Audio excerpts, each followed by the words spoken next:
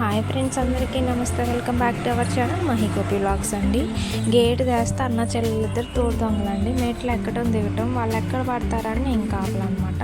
ఈరోజు అయితే గోధుమ రవ్వ ఉప్మా. దీంట్లో అయితే నేను క్యారెట్ అయితే వేసుకున్నాను, బఠానీలు అలాగే బీట్రూట్ అయినా వేసుకోవచ్చు. మా ఇంట్లో బీట్రూట్ తినరు, ఇంకా బఠానీలు అయితే లేవండి అవైలబుల్లో, గ్రీన్ బఠానీ. ఇంకా క్యారెట్ ఒక్కటే ఉంటే అయితే చక్కగా తింటారని తీసుకున్నాం. మాకు సరిపోయే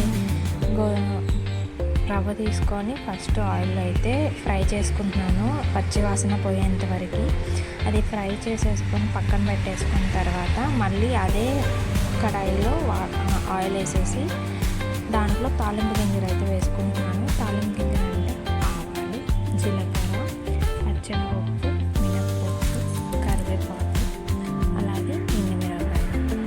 ఇవి ఫస్ట్ నేను ఇవి రోస్ట్ చేసుకున్నానండి. సారీ, మర్చిపోయాను చెప్పడం. వేరుశనగ పప్పు అనేది ఫ్రై చేసుకొని పక్కన పెట్టుకున్నాను. డైరెక్ట్గా తాలింపులు అన్నట్టు ఉంచవచ్చు, కానీ వాటర్ కోసం మెత్తగా అయిపోతాయి కదా, ఇంకొంచెం కరకరలాడుతూ ఉంటాయి అని ఇంకా ఇవి పైన వేసుకున్నాండి.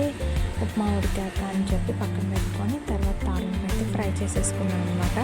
తర్వాత టమాటా, పచ్చిమిరపకాయ, ఉల్లిపాయ వేసి ఫ్రై చేసుకున్నాను మగ్గేంత వరకు. కొంచెం పసుపు ఫస్ట్ వేయలేదండి. ఇంకా ఇవి మగ్గిన తర్వాత టమాటా, పచ్చిమిరపకాయ, ఉల్లిపాయలు, తర్వాత క్యారెట్, అల్లం చిన్న చిన్న పీసెస్ కట్ చేసుకున్నాను. కొంచెం అల్లం, పసుపు వేసి క్యారెట్ ఇలా కట్ చేస్తే తినేంత వరకు ఫ్రై చేసుకుంటున్నాను అనమాట.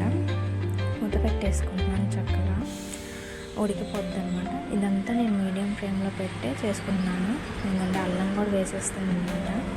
ఇంకా క్యారెట్ ఉడికేంత వరకు మూత పెట్టి ఫ్రై చేసుకుంటున్నాను. పసుపు వేసేసాను చూసారా, కొంచెం చూసారా, నేను చూపిస్తాను. క్యారెట్ అది కట్ చేస్తే తినిపోయేంత వరకు వేపుకున్నాను అనమాట.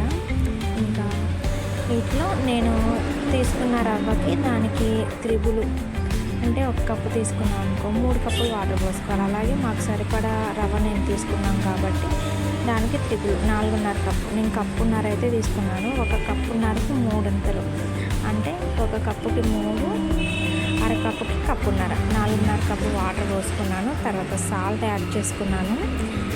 వాటర్ పోసుకుంటాను, సాల్ట్ యాడ్ చేసుకున్నాను అనమాట.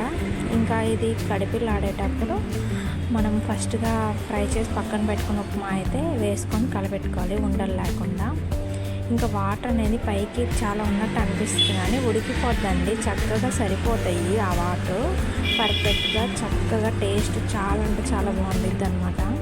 మా పిల్లలు మా వారైతే చక్కగా తినేస్తారు, అసలు మిగిలిన కూడా మిగలదు. ఎప్పుడన్నా ఉప్మా మీరు పిల్లలు తినరు అనుకుంటారు కదా, ఇలా ట్రై చేయండి తప్పకుండా. ఇదిగోండి, ఈ విధంగా వాటర్ చక్కగా ఎగిరిపోయినాయి అనమాట. చూసారా, ఉడికిపోయింది కూడా రవ్వ. టేస్ట్ అయితే చాలా బాగుంది. నేను ఇదైతే కలిపెట్టేసుకొని ఒకసారి, ఆ తర్వాత పల్లీలు ఉన్నాయి కదండి, అవి కూడా వేసేసుకున్నాను. నా ఉప్మా స్టైల్ అయితే ఇదన్నమాట ఈసారి. ఈ వీడియో మీకు నచ్చినట్టయితే please like, share, subscribe my channel. అలాగే ఎవరైనా ఫస్ట్ టైం నా ఛానల్ చూసుకుంటే సబ్స్క్రైబ్ చేయండి. వీడియో మీకు నచ్చితే మీ ఫ్రెండ్స్ కానీ రిలేటివ్స్ కానీ షేర్ చేయండి. అలాగే నా కోసం ఒక చిన్న లైక్ మట్టుకి ఇవ్వండి ఫ్రెండ్స్. అలాగే నా వీడియోస్ మీకు నచ్చుతున్నాయని అనుకుంటున్నాను. ఇంకొక మినీ లాగ్ ఇంకొక వీడియోలో మళ్ళీ కలుద్దాం. ఈ వీడియో అయితే ఈ ఉప్మా ఒకటే పెట్టానమాట. ఇంకా అంతేనండి. Thank you for watching.